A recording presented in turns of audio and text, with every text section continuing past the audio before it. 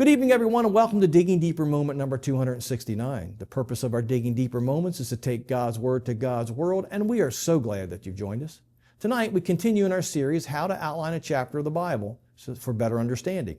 So far, we've looked at the three types of outlines used in both the New Testament and the Old Testament: the linear, the parallel or panel, and the symmetrical, which is also called the chiastic.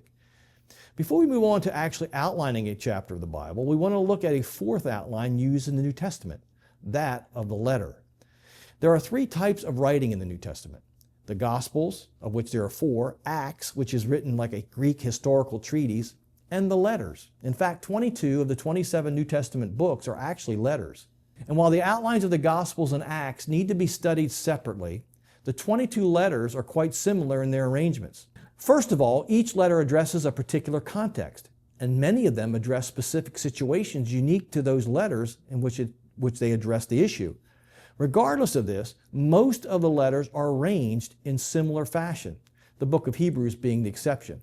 You know, a lot of scholars believe that was written by the Apostle Paul. It's like a sermon or something that he taught, and so it's in a little different form than the other books, which would require a study all of its own. But in a sense, letters are a specific form of linear outlines. First century letters, by the way, had a three-part outline. First, at the beginning, letter A, there was a three-part introduction, which included the writer, the recipient, and the greeting. Then letter B would be the main body of the letter, that's the contents of the letter. And then letter C, or number 3, depending how you're doing your outline, a special salutation or a personal greeting. The book of Jude is a great illustration since it's only one chapter and 25 verses.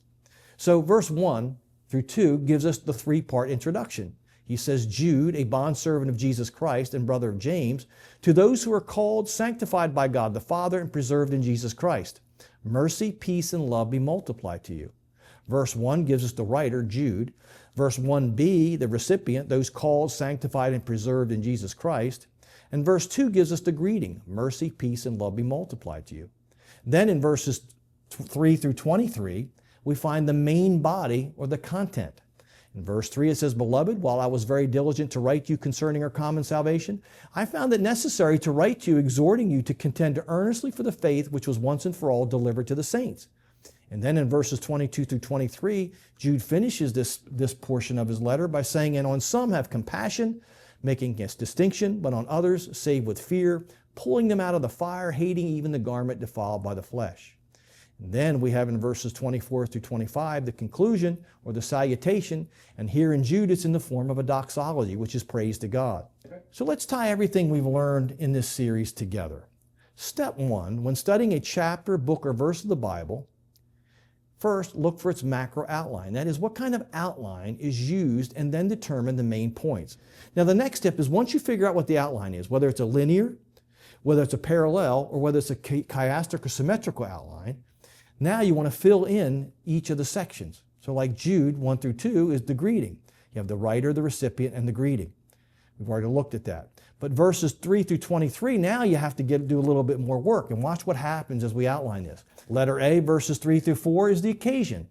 He gives an exhortation to the people receiving the letter to contend for the faith against the slippery men who slipped into the church unbeknowingly and is distorting the gospel. Letter B, verses 5 through 7, he gives 3 biblical examples of how God deals with slippery men, or has dealt with slippery men in the past. Letter C, verse 8, he says 3 things that these slippery men do or are doing. Letter D, verse 9, he gives an extra biblical illustration contrasting the slippery men with the angels that contended for the body of Moses. And here he's talking about the Assumption of Moses, which is an extra biblical work that no longer exists. Letter E, verses 10 through 11, he then gives 3 biblical examples of what these slippery men are doing. In letter F, verses 12 through 13, he gives 5 natural examples of what these slippery men are like. Then in letter G, verses 14 through 15, he gives another extra biblical illustration of God's judgment on slippery men. And these are taken from the book of Enoch. Can you see how you're starting to see patterns in this? Letter H, verse 16, he has 3 more things about slippery men. He's very fond of threes, by the way. Letter I, verse 17 through 18, Jude gives an exhortation. And then verse 19, he gives 3 more illustrations of what these slippery men are doing or do.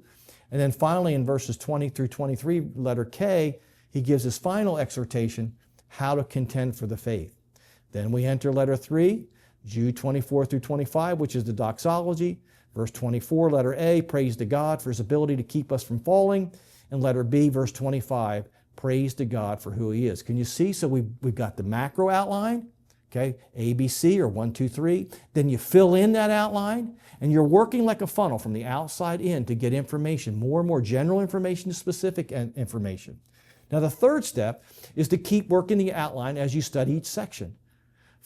A book like Jude is pretty simple, but for a complicated book like Isaiah, it's taken me 4 years to outline the entire book. And now I'm starting over again to make adjustments and corrections.